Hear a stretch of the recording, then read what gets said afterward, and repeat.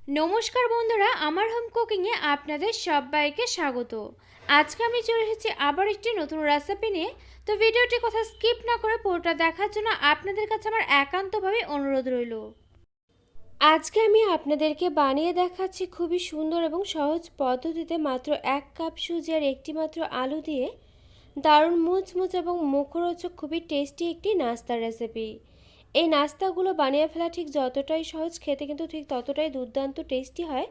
আর এই নাস্তাগুলো কতটা মুচমুচে আপনারা নিশ্চয়ই আওয়াজটা শুনেই বুঝতে পারছেন।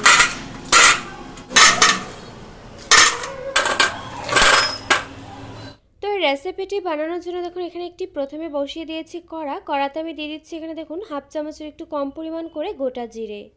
এরপর দিয়ে দিচ্ছি এখানে হাফ চামচ পরিমাণ গোটা কালো সর্ষে। একই সঙ্গে এর মধ্যে আমি দিয়ে দিচ্ছি চিলি ফ্লেক্স। এটা আপনারা ঝাল খেতে যেমন পছন্দ করেন অবশ্যই করে সে বুঝে ব্যবহার করবেন। এরপর আমি এর মধ্যে দিয়ে দিচ্ছি এখানে কাঁচা লঙ্কা কুচি। এখানে আমি 2-3টে কাঁচা লঙ্কা একেবারে কুচি কুচি করে কেটে নিয়েছিলাম। এরপর আমি এর মধ্যে দিয়ে দিলাম কিছুটা পরিমাণ কারি পাতা কুচি। এই সময় উনুনের আঁচটা একেবারে লো ফ্লেমে রেখে এগুলোকে 30 থেকে 40 সেকেন্ডের মতো একটু এভাবে হালকাভাবে নেড়েচেড়ে নিতে হবে। 30 থেকে 40 সেকেন্ড মতো হয়ে গেলে এগুলোর থেকে হালকা একটা ফ্লেভার বেরোতে শুরু করবে। এই সময় আমি এর মধ্যে অ্যাড করে দিচ্ছি একটি কাপ মেপে এখানে 2 কাপ পরিমাণ জল। এরপর এর মধ্যে অ্যাড করে দিতে হবে এখানে এ সময় স্বাদ মতো একটুখানি নুন। এরপর জলটাকে হালকাভাবে একটু ফুটে ওঠা পর্যন্ত অপেক্ষা করতে হবে। জলটা যখন এরকমভাবে ফুটতে শুরু করবে তখনই এর মধ্যে আমি অ্যাড করে দিচ্ছি এখানে 1 কাপ পরিমাণ সুজি। আর সুজিটা কিন্তু দেওয়ার সময় অবশ্যই করে উনুনটা লো ফ্লেমেতে রেখে এভাবে অল্প অল্প করে সুজি ঢেলে দিতে হবে। আর অনবরত কিন্তু এভাবে নাড়তে থাকতে হবে, নয়তো কিন্তু সুজিগুলো এখানে দলা পাকিয়ে যেতে পারে। আর এইভাবে দেখবেন 1 থেকে 1.5 মিনিট মতো নেড়েচেড়ে নেওয়ার পরে কিন্তু সুজিটা এখানে একটি ডোয়ের আকার নিয়ে নেবে। সুজিটা যখন ঠিক এভাবে ডোয়ের আকার নিয়ে নেবে, সুজিটা একেবারে কিন্তু এখানে দেখুন শুকনো শুকনো ভাব চলে এসছে।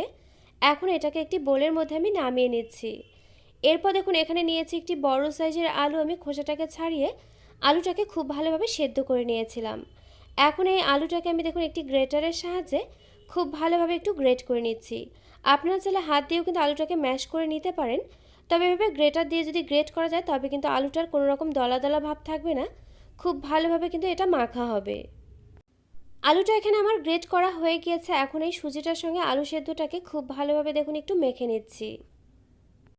আর এই রেসিপিটি কিন্তু বানিয়ে ফেলা খুবই সহজ, তবে এখানে কিন্তু একটা জিনিস অবশ্যই করে একটু খেয়াল রাখতে হবে, জল আর সুজির মাপটা। এখানে কিন্তু আমি 2 কাপ পরিমাণ জলের জন্য 1 কাপ পরিমাণ সুজি ব্যবহার করেছি। আর আপনারা কিন্তু এই মাপটা যে কোনো গ্লাস বাটি যে কোনো কিছু দিয়েই কিন্তু নিয়ে নিতে পারেন, তবে যতটুকুন পরিমাণ জল আপনারা ব্যবহার করবেন তার অর্ধেক পরিমাণ ব্যবহার করবেন সুজি।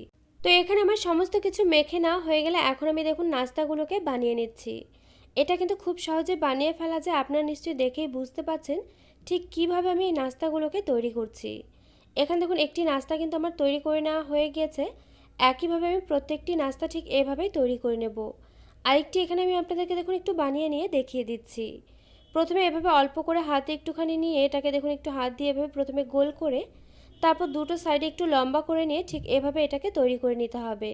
আপনারা চাইলে আপনাদের পছন্দ মতো যে কোনো শেপ দিয়ে এগুলোকে বানিয়ে নিতে পারেন, তবে একটু ছোট সাইজ করে বানিয়ে নিলে কিন্তু নাস্তাগুলো খেতে বেশি ভালো লাগবে। তো এখানে আমার দেখুন একে একে কিন্তু প্রায় সমস্তগুলোই বানিয়ে নেওয়া হয়ে গিয়েছে। আর এখানে নিশ্চয়ই দেখতেই পাচ্ছেন এগুলো দেখতে ঠিক কতটা সুন্দর লাগছে। এগুলো কিন্তু ভেজে নেওয়ার পরেও দেখতে আরও বেশি ভালো লাগবে। তো এর জন্য দেখুন এখানে একটি কড়া বসিয়ে দিয়েছি। কড়াতে আমি দিয়ে দিয়েছি পরিমাণ মতো সাদা তেল। তেলটাকে কিন্তু খুব ভালোভাবে প্রথমে একটু গরম করে নিতে হবে। খুব ভালোভাবে হাই হিটে তেলটাকে গরম করে নেওয়ার পর নাস্তাগুলোকে দিয়ে দিতে হবে। নাস্তাগুলো যখন একটু সেট হয়ে যাবে, তার মানে উপর দিকটা একটু শক্ত হয়ে আসবে, তখন কিন্তু উনুনটা মিডিয়াম টু লো ফ্লেমে থেকে তারপর বাকিটা কিন্তু একটু সময় নিয়ে আস্তে আস্তে ভেজে নিতে হবে। তবে প্রথমের দিকে যদি উনুনটা একেবারে কমানো থাকে বা তেলটা খুব ভালোভাবে গরম না হয়, তবে কিন্তু নাস্তাগুলো এখানে ভেঙে যেতে পারে। যার জন্য তেলটাকে খুব ভালোভাবে গরম করে নিয়ে তারপরে নাস্তাগুলো দেওয়ার পর যখন একটু লালচে ভাব আসবে তখন কিন্তু উনুনটা কমিয়ে নিয়ে একটু সময় নিয়ে এগুলোকে ভেজে নিতে হবে। আর একটু সময় নিয়ে কিন্তু এভাবে দেখুন নেড়েচেড়ে নিয়ে ভেজে নেওয়া হয়ে গিয়েছে, যার জন্য কিন্তু দেখুন এখানে নাস্তাগুলো ভীষণই মুচমুচে হয়েছে।